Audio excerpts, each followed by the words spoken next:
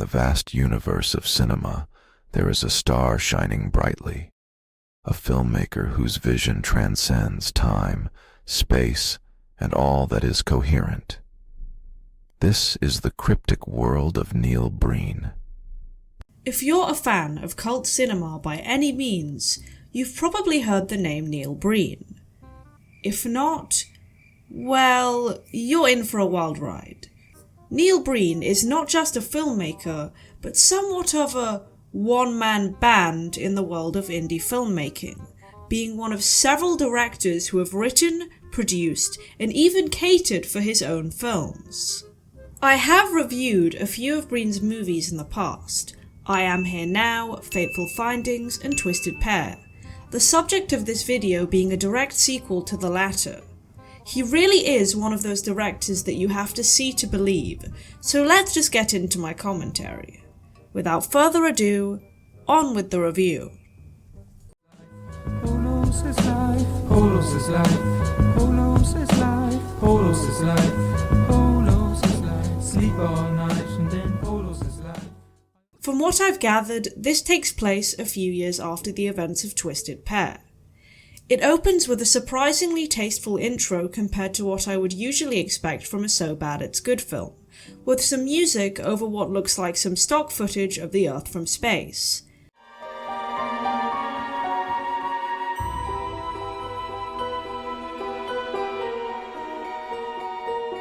It resembles a famous production logo, of course, and the production value gives the film's real budget away, but you know, gotta give credit where it's due.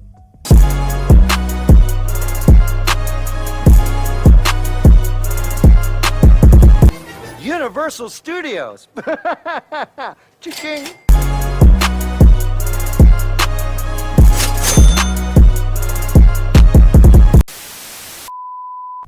After some more stock footage plays over the opening credits, we get... Mr. Altier, where are you? Are you on your way? I haven't forgotten about the charity event. I'm running a little late. our first on-screen characters, one of which being Cade from the last movie, played by Neil Breen. Well, even if the green screen is terribly apparent, at least these two security guards are played by two different actors rather than being copied and pasted.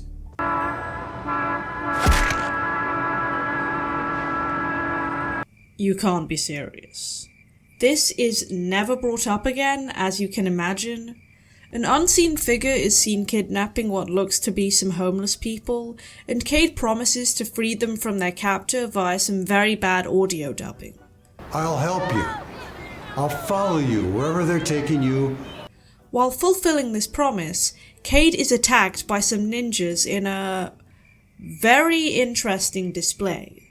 I regret making that point about copying and pasting now. I actually thought that there was something wrong with my video player while watching this at first, but the footage is actually edited like that. We're not even 5 minutes into this movie. I guess Neil Breen knows what we're here for. I can't tell if he is doing this on purpose or is just doing a really bad job of trying to employ some new editing tricks at this point. With an epic fade-in, fade-out cut, Cade defeats all of his assailants and frees the kidnapped people by destroying the building that they're being held in with a very realistic explosion. We then learn about Cade's status of superpower usage through some riveting dialogue as he makes his way to the opening of a psychiatric hospital that he's become a benefactor of. I just had to kill a gang of 10 kidnappers. By myself, using my superpowers. I'm kidding. We then learn through some exposition between the police, paired with some fitting stock footage of course, that human trafficking has been a massive issue in this area, before cutting to the hospital. It looks abysmal. Those poor patients. Imagine being told that you're going to a hospital where the rooms are all just green screens. They are taken on a field trip by an abusive driver who insists on drunk driving while being insulted by one of the doctors. Be careful, you fool.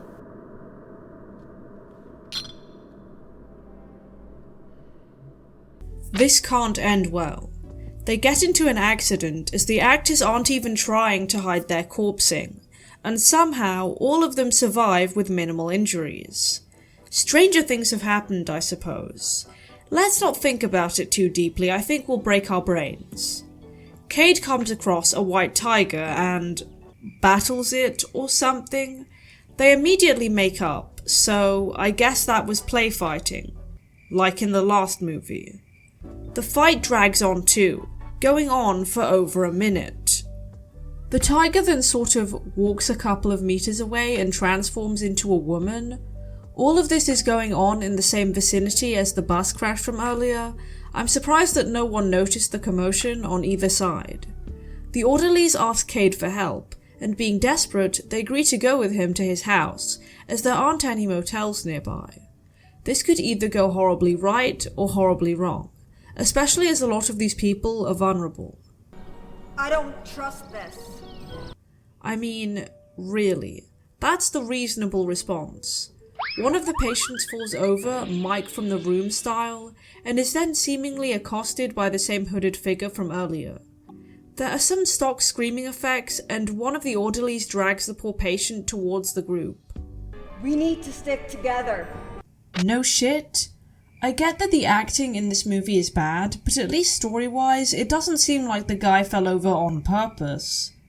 Holy shit! It's a castle! Amazing! I wonder if it's haunted. Doesn't take a lot to win this lot over, does it? Cade makes kind of an inappropriate comment about the group after they fawn over his castle. You all look like a big happy family. Do you have family? And some footage of Kale and the twins together plays. I suppose Cade is supposed to be emo now or something. You're like emo, right? Are you emo, right? Like, do you like ultra black? You're like depressed? As the doctor suddenly doesn't trust Cade again, she refuses an offer from him to let the group stay in his numerous bedrooms, and insists that they sleep on the floor. Seems really unreasonable. You've already agreed to come to his house, you seemed to be in awe 5 seconds ago, and he knows his own house better than you. Sleeping on the floor downstairs won't save you if he has bad intentions. A patient runs crying from the castle in the night, and the hooded figure, now revealed to be Kale, who could have seen that coming, follows her. She trips and falls, picking up and throwing a skull, and Kale materializes next to her before appearing to pull her away. This is suggested to just be a vision of some kind though, due to touching that skull. I don't know guys, I've spoken about how Breen seems to take inspiration from directors like David Lynch in some of my other reviews of his movies. Cade goes to repair the group's SUV during the night, and in the morning, the girl won't wake up immediately. Cade visits the hospital and confronts the staff about the squalid conditions that they're keeping the patients in, on his dime.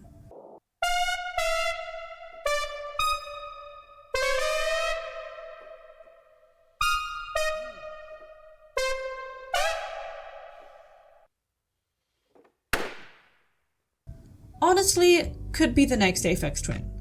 Also, yes, that was the scene from that one poster. We see some doctors experimenting on a patient unsuccessfully, while Kale explains what the hell is going on around here. And thank God, because I couldn't tell without the exposition, so this time I actually appreciate it. I assist in the kidnapping of the youth to become experimental patients at the hospital. My payment for this is access to the gene editing drugs for my use, hoping that they will cure me. Not very honourable, is it? I guess that's the difference between the twins. It turns out that the hospital that Cade donated to was all a ruse to cover up a gene editing program.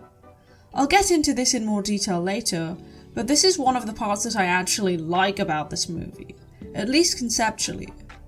There's a scene where one of the patients has a monologue to himself in what looks like a thrown together padded cell, and it's actually kind of sad.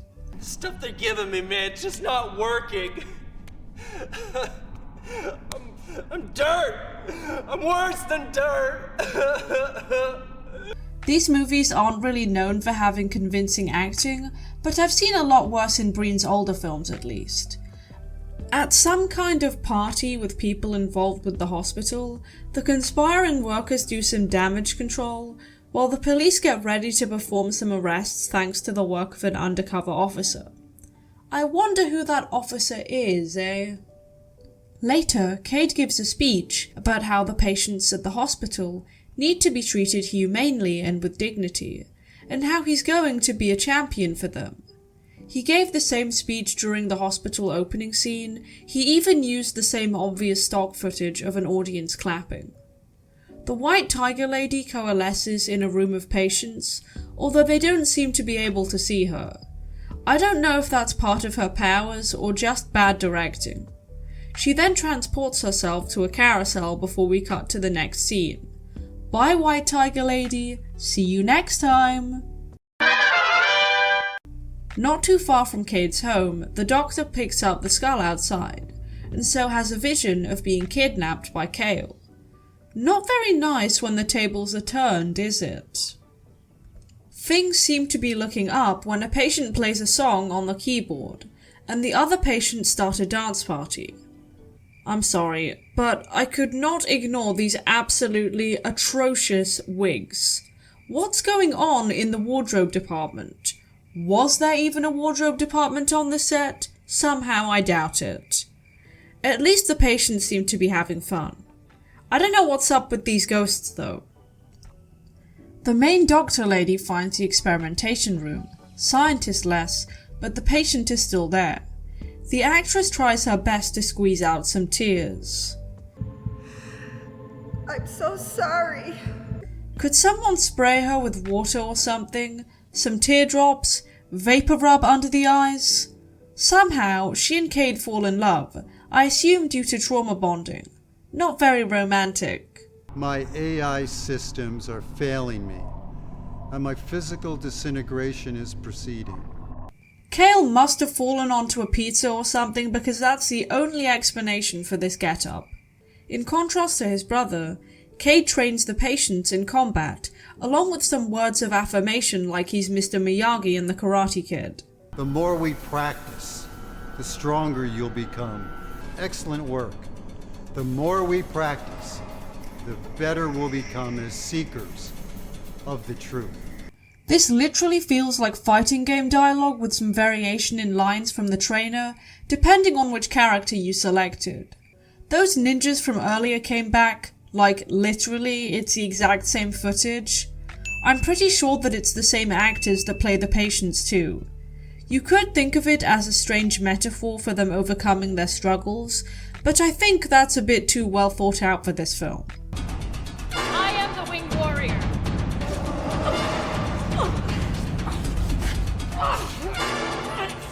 There was clearly no stunt coordinator for this movie either.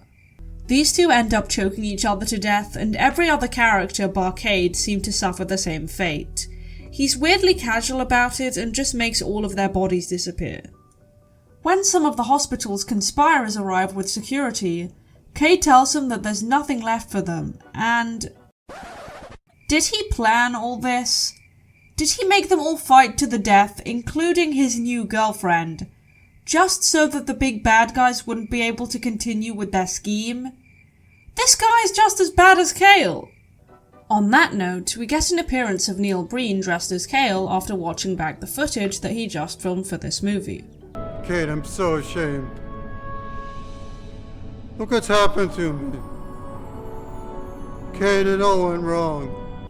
Seriously though, Cale asks Cade to just put him out of his misery, so he materializes a sword to deliver the finishing blow. Cade cries, and I get that it's supposed to be symbolic, but couldn't he think of a less painful way to do it? Cale reappears before ascending, and we get one more look at that damn shot from Twisted Pair. I guess Cade makes everyone else reappear too, and the hospital is renamed to The Crossing, with the revived patients now being named Cade's Warriors of Truth. The movie ends with Cade and his new girlfriend walking through a meadow together, so I guess that's a happy ending?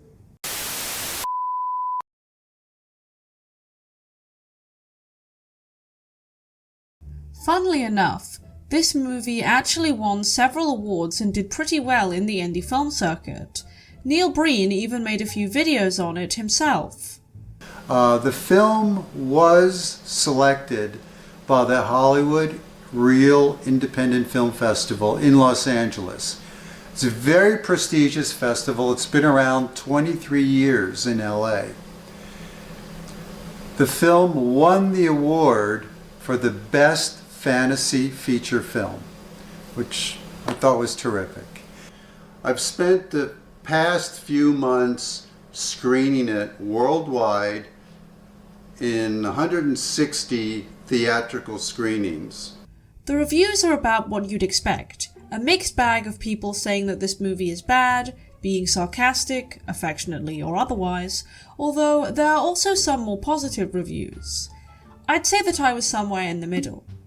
I must add that I'm happy that Breen is getting some more recognition, even if his films are unorthodox.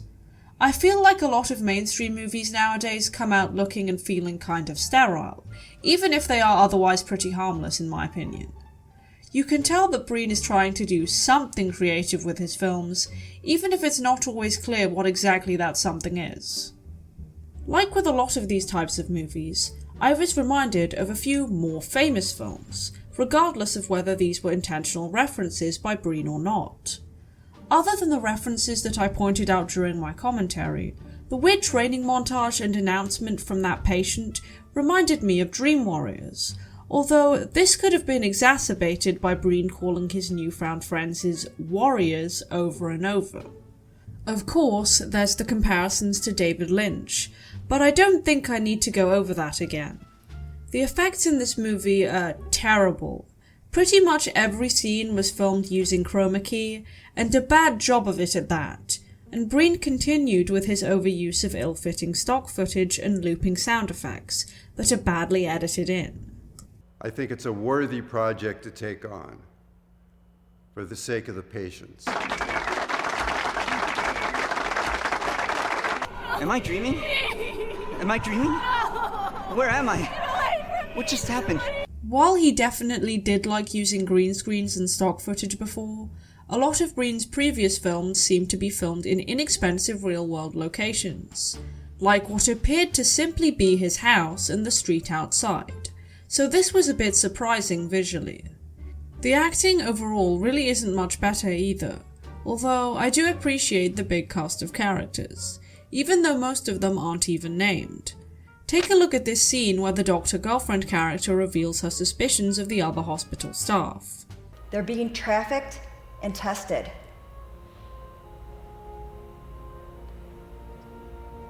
Perhaps gene editing. She's not even facing him when giving the line. There's not even an excuse like, oh, they're two characters that are played by the same person, like with Cade and Kale. However, part of me wonders if Breen now tries to appeal to his cult fanbase, with things like the shoddy production value these days. From what I've seen of him, he doesn't seem to mind that people like his films ironically, so it wouldn't surprise me. I do see some small improvements in The Tortured Crossing. There was at least one villain line that I thought was genuinely well written compared to the villain dialogue that we've gotten in his previous films. We were all under pressure to operate in a deceiving way and cheat the customer. I'm only in it for the money. You do what you want with the patients. The police department isn't on to me. I don't owe them anything. I really did like some ideas in this film conceptually too. I thought that the plot of Cade naively trying to do the right thing by donating to a new hospital, and the tie-in with Kale was actually well thought out, and the idea of there being some weird conspiracy to experiment on vulnerable people with gene editing technology isn't that ridiculous. It's not very well explained beyond a surface level though, as it's not clear whether Kale is kidnapping homeless people off the street and taking them to the hospital, or is just taking people who are already patients there to a secret laboratory inside the hospital, or both. I don't think Breen really figured that part of the story out, but you know, the idea's there. If Breen isn't at least somewhat trying to appeal to the so bad it's good fanbase to some degree, it would be nice to see him try to expand the scope of his ideas so that they can be properly executed. Maybe he could even hire extra people and make a film that was consumable for a mainstream audience. But hey, I'm just spitballing here. So, how does Cade the Tortured Crossing fare in comparison to Breen's earlier films? It is definitely a step up, or perhaps a step down in some ways, no matter which way you look at it. I would have to agree with the latter part of a review here by the best reviews on Letterboxd. Worth a watch if you've already seen Twisted Pair. Wouldn't recommend it by itself. I hope you all enjoyed my review of Cade the Tortured Crossing. It's been long overdue since I reviewed Twisted Pair, as Breen finally released The Tortured Crossing on DVD earlier this year. I know I certainly wasn't disappointed by what Breen dished out. Well, that's all for this video. Don't forget to like and subscribe, and as always, thanks for watching. The blue and green ones are my favorite kind, but I'll eat the colored ones from time to time. Cause polos is life, polos is life, polos is life, polos is life, polos is life, polos is life. Sleep all night